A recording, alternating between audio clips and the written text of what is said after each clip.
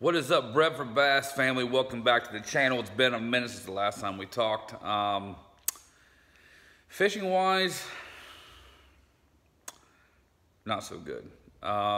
Went and fished a tournament 2 weekends ago with my buddy Chase. Fished as a co-angler in his boat, and we got our bottoms beat, to say the least. We caught one bass and two perch. Now, I didn't know there was perch in that lake, so that was good to know. But it was a tough tournament. Cold front came through the night before, which I fished 3 tournaments this year, and 2 of them, cold fronts came through the night before. It was awful. Really windy, cold. It was like the first cold we had this year. Not many people caught them. I think there ended up being 80, 90 boats in the tournament, and over half zeroed. So at least we got one. But it wasn't enough, obviously. So the fishing hasn't been that great. I'm going to try to get out this weekend. Hopefully I can, but I don't know if it's going to happen. The weather is looking pretty crappy, like 25-mile-per-hour wind. So unless there's a drastic change in that, I'm probably not going to be going out.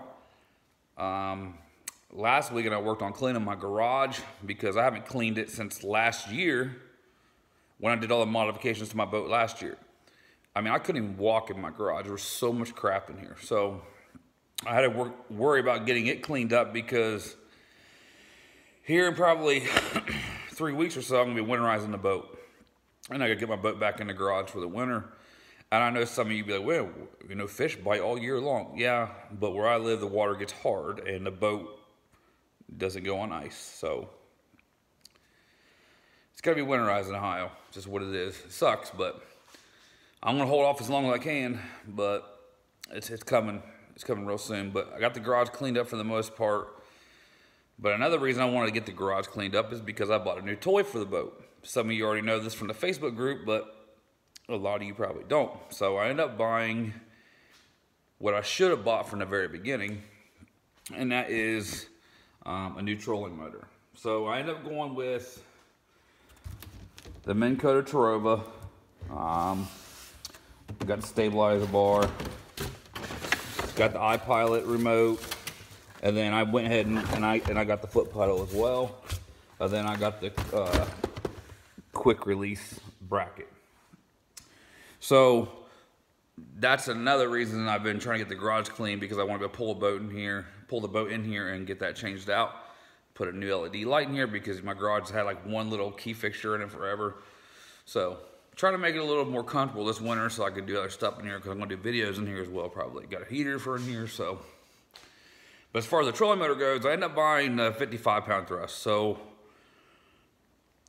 I went back and forth between getting the 55-pound and the 80-pound thrust. And really it came down to me was, what it came down to for me was how much do I want to put into the boat? I've already put a lot of money into it, but I don't know how much longer I'm going to have the boat. As much as I love the Bass Tracker Classic XL, I might have it for another 5-10 years. I might have it forever. I don't know. But eventually I do want to upgrade, and there's nothing wrong with the boat, but I want to get something bigger for bigger water, because I want to be able to fish more Great Lakes stuff.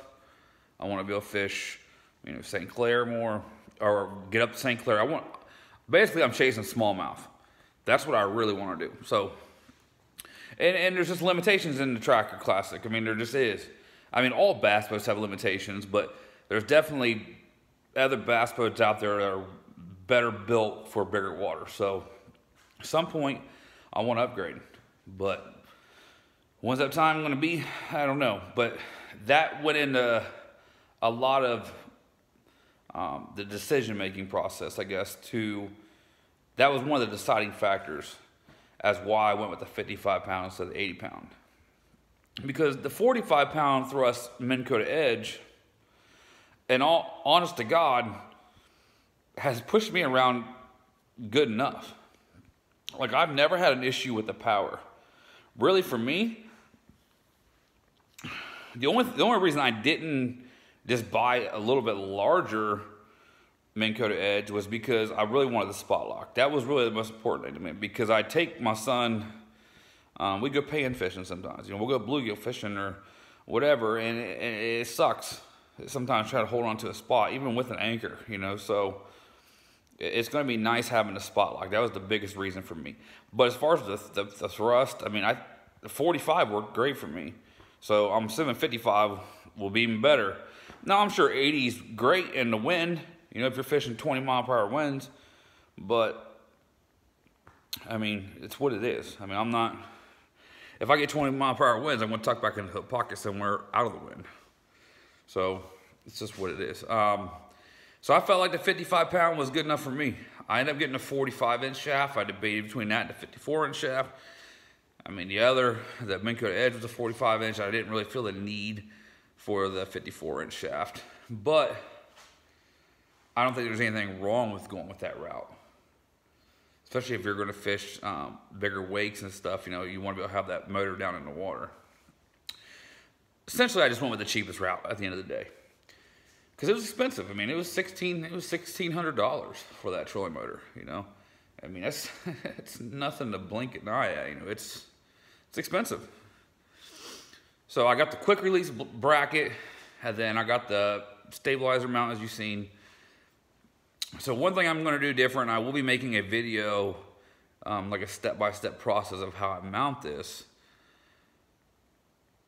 So I'm trying to think how to word this. So for the most part, a lot of people that mounted this trolling motor have had issues with it breaking the weld on the front of our boats. Not everybody. I'm not saying everybody. But I've seen it happen to enough people now on these Facebook groups for me to reconsider how I want to mount it. The way I am going to do it is going to be totally different than anybody else has ever done it. I promise you that. I've really put a lot of thought into it. I put thought into why I think these welds break. I know a lot of people say, well, I think it's just because you got to stabilize the trolling motor head. I do believe that's part of it, but I don't believe that's the only reason. I really don't. I think it's just where the trolling motor has to mount on the boat so far up front. It's putting so much pressure on that front weld. So I have an idea, and I think it's going to work. I'm not guaranteeing it's going to work because I don't know that. And only time will tell. It might not. I might get out to the first trip and bust a weld. I don't know. But I'm pretty confident. And I'm looking forward to making the video. So I'm hoping to do that. Honestly, I'm waiting for another part to come in. We'll say that. Once that other part comes in, if it's in here by this week, I'll probably install it this weekend. But other than that, guys, I don't have a lot. I just kind of wanted to keep you updated where we're at.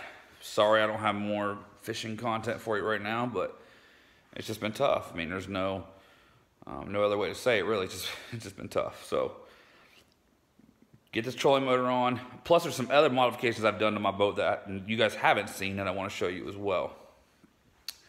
So get this trolling motor done. Maybe get out once, hopefully maybe twice more, and then put the boat away for the winter. And then we're going to start doing a lot more videos breaking down fishing tackle. I want to do a series on just getting into bass fishing and how to start bass fishing if you're just getting into it. I'm not no professional by any means. I suck, but I have been doing it for a long time, and I think that there's a lot of people I can help out there. So those are some ideas I have. I'm not going to get too much into it right now. But that's it, guys. That's all I got. Just want to keep you updated where we're at. I know it's been a couple weeks since you heard from me, so everybody stay safe out there. Hit that like button if you would. Subscribe, and I'll talk to you soon. Thanks.